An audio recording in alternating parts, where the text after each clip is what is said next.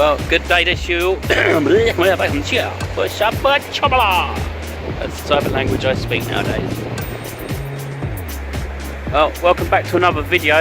It's a bit of a photography related video because, you know, I don't ram it down your throat so much.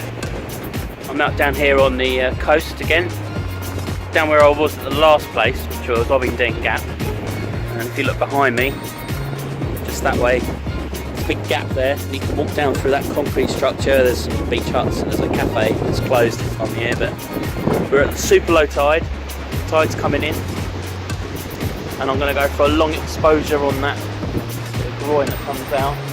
And actually, once it's popped open, I'll show you that one in a second. I've come to here because it's just a lovely location. And the last few times I've come here, excuse me, it's been high tide. And although I like high tide, it's great for the waves and everything like that. It's a bit more interesting when you've got a bit of low tide. Not much light around other than this great big gap in the clouds up here. It looks absolutely horrible on my phone. There's some really lovely dark colours and shades. Not much movement in the cloud either. But it's really nice. And I'm going to go for a vertical pano. Sorry, not even a vertical pano. That's wrong. I'm just going for a vertical shot, straight down to the end of this kind of old concrete jetty thing. It's a long exposure, and if you want to know the settings, I'm on f16, 20 seconds, ISO 100.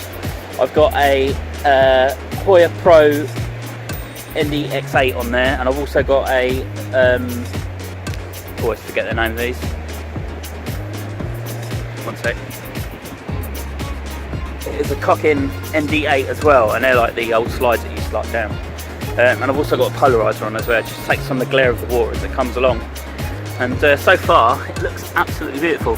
Lots of movement in the water, and the 20 seconds isn't flattening it out enough, so it's like the ethereal mist. There's a nice little bit of undulating movement. You can probably just see it as the waves kind of peel in, and that's kind of softened about a little bit, and I really like that. It's really nice.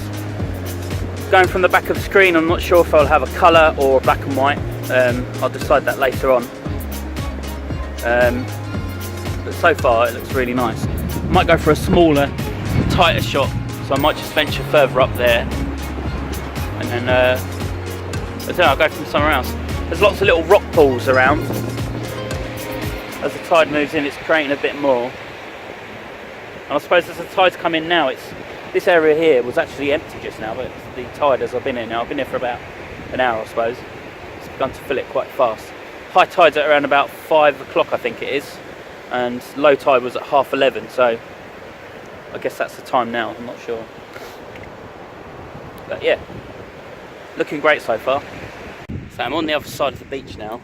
I was just over there where that section of jetty or groin is there, and now I've come down to this area and I'm lower down with this one, and as you can see we've got loads of rock, chalk, water and sand, and it's created this kind of sort of like tiger lines and stripes and stuff, and it's beautiful. It really is lovely. And every now and then the sun up here, it just pops out, it's just highlighting the colour of the chalk, but it's absolutely beautiful. So with this one I'm attempting a focus stack of the central rock here, this one just on this side, and then there's a post, oh you can see that, there's a post just central there, and I'm using the rock there as a central focus, and then the lines of the chalk. There's a little bit of water on there, I've got polarizer on there just to bring that down a little, and then the post there. Just waiting for the sun to come out of the clouds there, and it just highlights that little post there.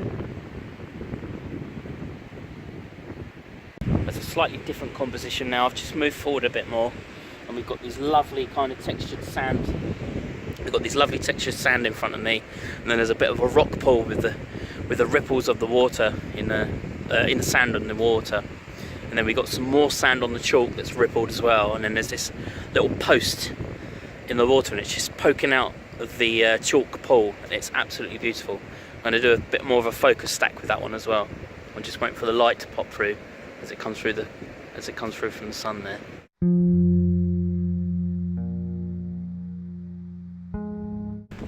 pretty successful landscape outing, I think. What Seascape really is, it was really being down by the seaside, but yeah, it was nice. Nice to see the rock pools out. Nice to get clamber over and just have a good old bit of fun, really. That's what it's all about. And it wasn't even a planned shot. I just thought, well, I've got a few hours spare this afternoon, so I thought I'd get out. The sun keeps poking out of there. It's quite lovely. As I say, when I got here, it was quite overcast and misty.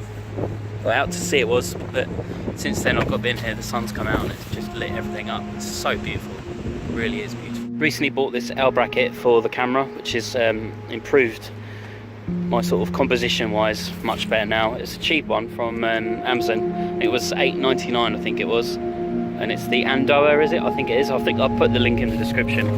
But yeah, it's much nicer now just to be able to compose the tripod. Slip it on. I've done it enough there, but doing it one-handed. But yeah, much better just to compose and bring it forward, because with these ones you can't quite. You have to loop it down and, you know, to get that composition wise. It's just not on this tripod anyway. This Manfrotto it doesn't quite sit vertical. And no matter how much you faff about with the tripod, it just doesn't want to sit there perfectly. But yeah, that was pretty cool. Nice little cheap buy, that. And I imagine it'll last for a while. And it's a universal one, so it fits next. Well, it's been a great morning, stroke afternoon down on the beach. Thanks for watching, and I'll see you on the next video.